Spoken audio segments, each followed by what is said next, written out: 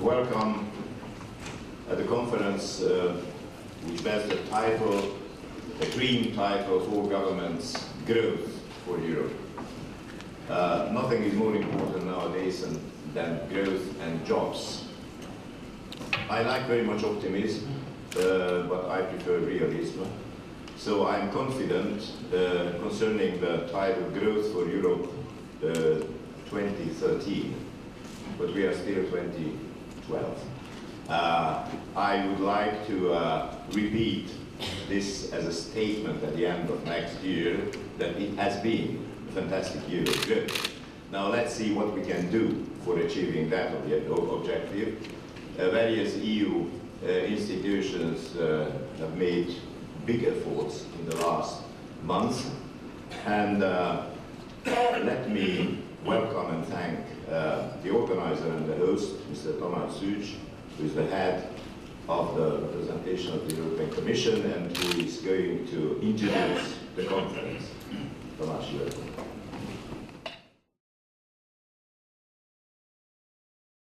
Excellencies, ladies and gentlemen, it is a great honor for me to welcome you on behalf of the European Commission's representation at our, now I can say, annual conference.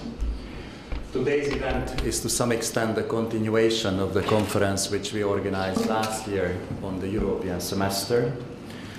As you know, the Commission is always trying to combine old good traditions with further progress.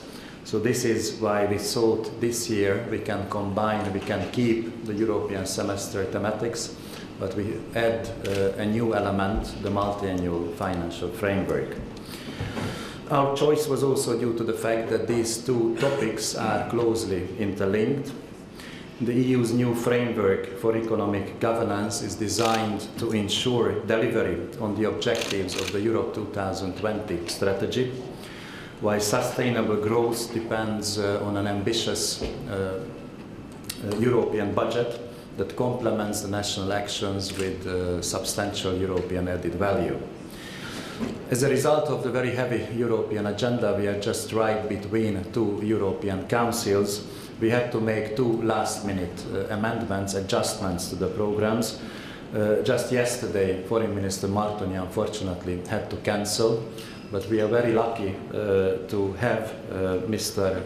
Zoltán Cséfalvai, the State Secretary who was very recently appointed to lead the Hungarian team in the negotiations on the 2014-2020 financial programming period. He was very kind to jump in, basically, instead of Mr. Martonyi.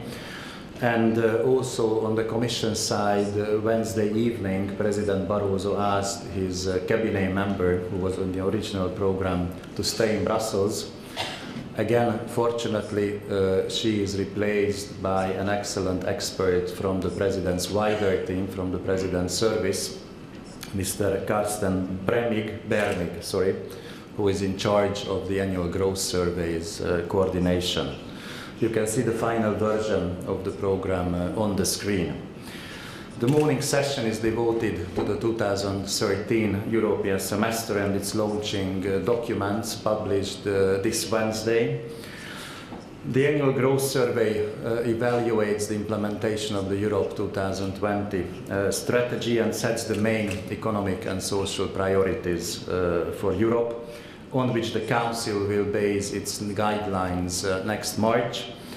These guidelines will then be incorporated in the national reform programs, the so-called convergence and stability programs of the Member States, and eventually a set of Council-specific recommendations will be adopted by the European Council in June 2013. The five main priorities for the annual growth survey remain the same as for 2012.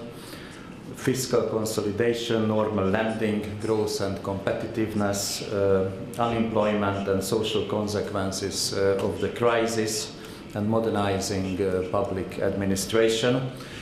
Also, the day before yesterday, the European Commission published a document which is called The Blueprint for a Deeper Economic and Monetary Union, which presents basically options for short, medium and long-term arrangements highlighting what is achievable with and without treaty change in the institutional development of the European Union. This is basically the European Commission's own contribution to the work of the four presidents, Herman Van Rompuy, José Manuel Barroso, Mario Draghi and Jean-Claude Juncker, who will present their formal report to the European Council with the title Towards a Genuine European Economic and Monetary Union, basically at the next European Council in 2 weeks' time. But I will not elaborate on any of these documents further, as we invited probably one of the few really authentic sources on these subjects, Ms. Elena Flores, who is a director for policy strategy and coordination in the Commission's Directorate General dealing with economic and financial affairs, and Mr. Karsten Bermik, whom I just mentioned, from the Secretariat General of the Commission. We sought to be useful to complement our own views with an external assessment, with an external view. That's why we asked Mr. Zsolt Darvas from the Bruegel Institute to join us.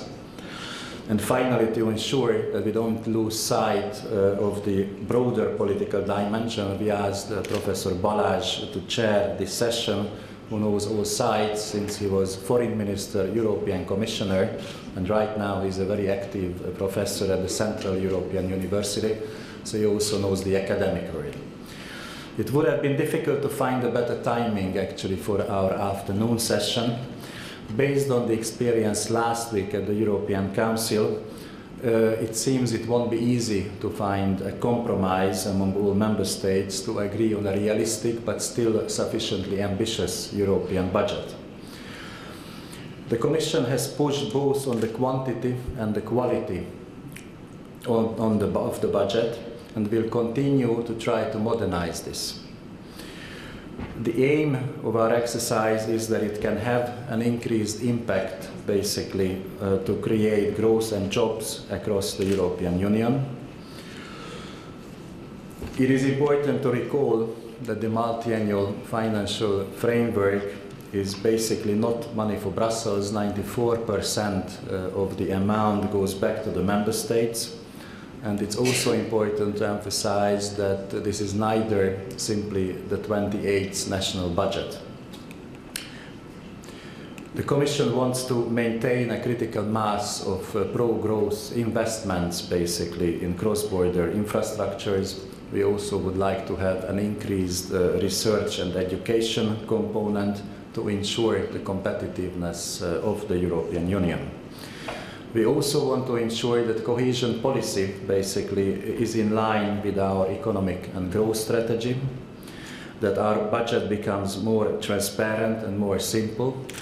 We are of course fully aware of the fact that the crisis has put a huge financial burden and social pressure on nearly all member states, and this means that the multi-annual financial framework will have to take this fact into account.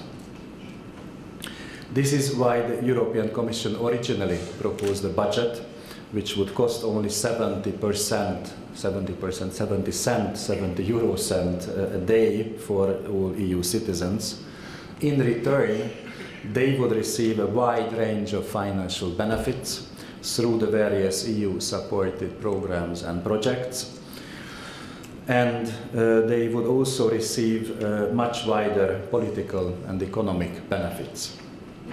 It has to be emphasized that the purpose of the EU budget is not a simple redistribution among member states. It serves common European objectives. Therefore, instead of looking at this exercise as a zero-sum game, is completely wrong. I think we should realize that the whole is greater than the sum of its parts in this regard. We can do more in the European Union together than as individual member states, and this is especially important in the 21st century in the global context. I know that it is difficult to remember this kind of idealism, if I may say so, in the heated moments of the negotiations. But I do hope that still our leaders will do that at the next European Council, when this will be on the agenda, probably in early February. I know that this stance, which I just described, actually is not very far from the view of the Friends of Cohesion group, as we will hear probably from State Secretary Enikő Győri and Mr. Zoltán Cséfalvai later in the afternoon. But of course the picture would not be complete at all if we did not deal with the Friends of Better Spending also. And that's why I'm very happy to welcome basically later Mr. Lopatka from neighboring Austria, who has a similar function to Ms. Győri in Austria, so she is the counterpart basically. They are counterparts to each other. The Commission itself will stay as always as an honest broker in this exercise, and I cannot think of anyone else today to explain the reality behind the scenes better than Mr. Marc Lemaitre, the head of cabinet of Commissioner Lewandowski, who is in charge of the budget and financial programming. Marc actually was already negotiating 7 years ago on behalf of the Luxembourg government.